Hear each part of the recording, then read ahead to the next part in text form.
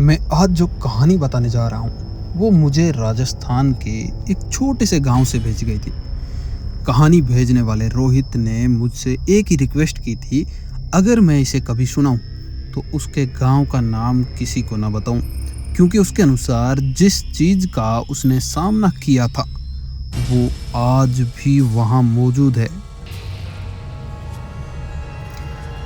पहले मुझे लगा कि शायद ये बाकी कहानियों की तरह एक सामान्य हॉरर स्टोरी होगी, लेकिन जब मैंने पूरी बात पढ़ी तो एक चीज़ ने मुझे सबसे ज़्यादा परेशान किया, क्योंकि कहानी के आखिर में उसने जो लिखा था वो लाइन थी, अगर आपके घर में भी रात के 3:17 पर कोई दरवाज़ा खटखटाए तो कृपया उसे खोलना मत।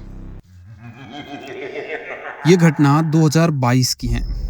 उस समय रोहित अपने माता पिता के साथ एक छोटे से कस्बे में रहते थे। रोहित का घर गांव के आखिरी छोर पर था। घर के पीछे खेत थे और खेतों के बाद कई किलोमीटर तक कुछ भी नहीं था। ना कोई घर, ना कोई दुकान, ना कोई सड़क थी, तो सिर्फ खाली जमीन। रोहित के पिताजी सरकारी नौकरी में थे और अक्सर बाहर रहते थे। इस महीने भी लगभग 20 दिनों के लिए वे दूसरे शहर गए हुए थे। घर में सिर्फ रोहित और उनकी माँ थी।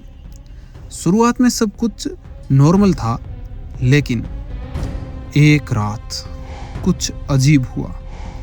उस दिन रोहित की नींद अचानक खुल जाती है। कमरे में पूरा अंधेरा था। रोहित अपना मोबाइल उठाता है और समय देखता है। उस समय रात के ठीक 3:17 हो रहे थे। तभी मुख्य दरवाजे पर किसी ने दस्तक दी। रोहित ने सोचा शायद सपना होगा, लेकिन आवाज फिर आई। इस बार पहले से साफ और पहले से जोर से। रात के 3:30 कौन आ सकता था? रोहित धीरे से उठता है, खिड़की से बाहर झांका, लेकिन बाहर कोई नहीं था। पूरा आंगन खाली था। रोहित वापस धीरे से बिस्तर पर आ गया। कुछ देर बाद उसे नींद आ गई। अगली रात फिर वही हुआ। रात के 3:17 पर।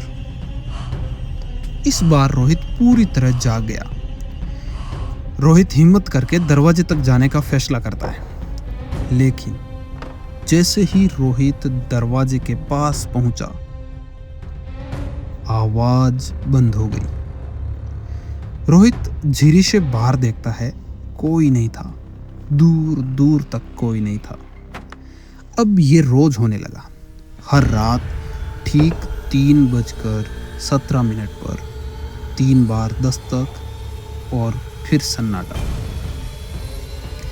कभी 1 मिनट पहले नहीं और कभी 1 मिनट बाद भी नहीं, सिर्फ और सिर्फ 3:17। एक हफ्ते के बाद रोहित बताते हैं कि उन्होंने ये बात अपनी माँ को बताई।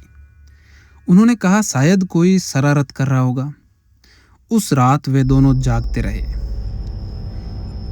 और 3:17 पर एक बार फिर से दस्तक होती है।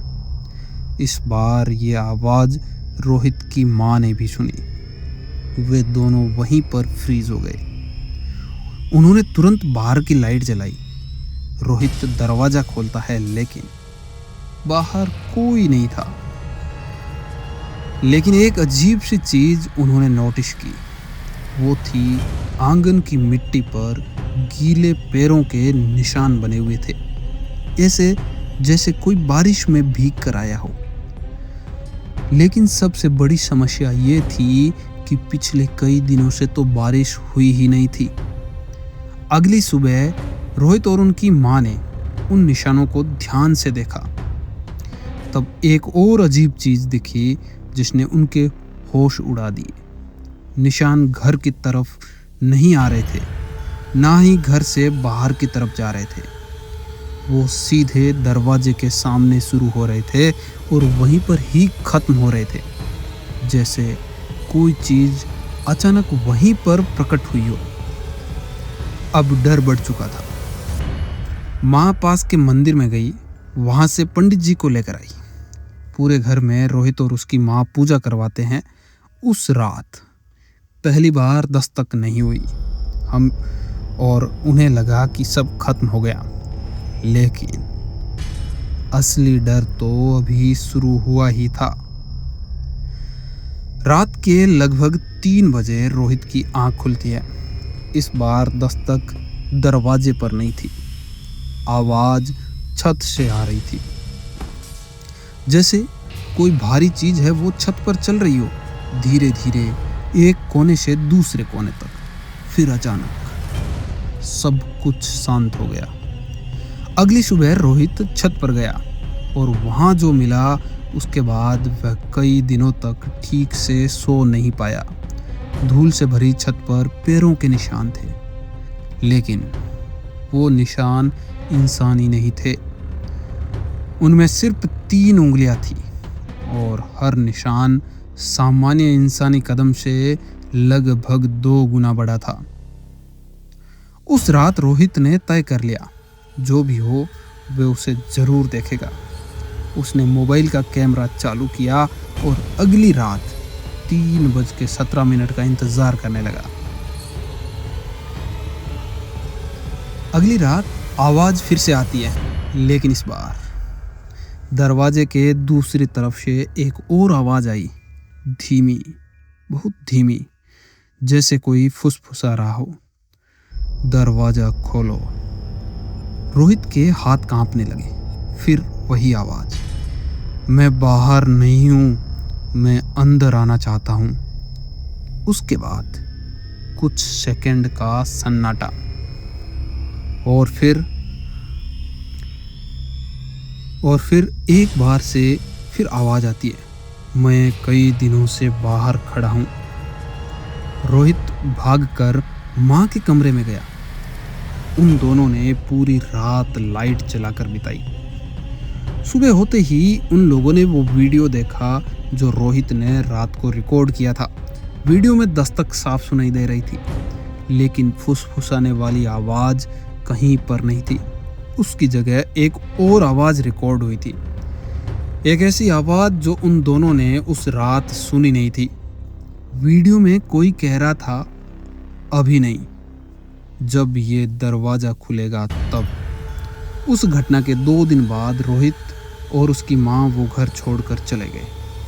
आज 4 साल हो चुके हैं। वो दस्तक कभी वापस नहीं आई, लेकिन कहानी यहीं खत्म नहीं होती, क्योंकि रोहित ने घर छोड़ने से पहले एक बुजुर्ग से बात की थी। उन्होंने बताया था कि उसी घर में 15 साल पहले एक आदमी अकेला रहता था और एक रात उसने रात के 3:17 पर दरवाजा खोला था। अगली सुबह वो घर के अंदर मृत मिला। दरवाजा खुला हुआ था, लेकिन घर में उसके अलावा कोई नहीं था। दोस्तों, मुझे नहीं पता इस घटना में कितनी सच्चाई है। मुझे नहीं पता कि वो दस्तक किसकी थी, लेकिन अगर कहानी भेजने वाले की बात सच है तो शायद कुछ दरवाजे ऐसे होते हैं जिन्हें खोलकर हम किसी को अंदर नहीं बुलाते, बल्कि खुद किसी और चीज़ के पास चले जाते हैं और शायद वापस नहीं आते।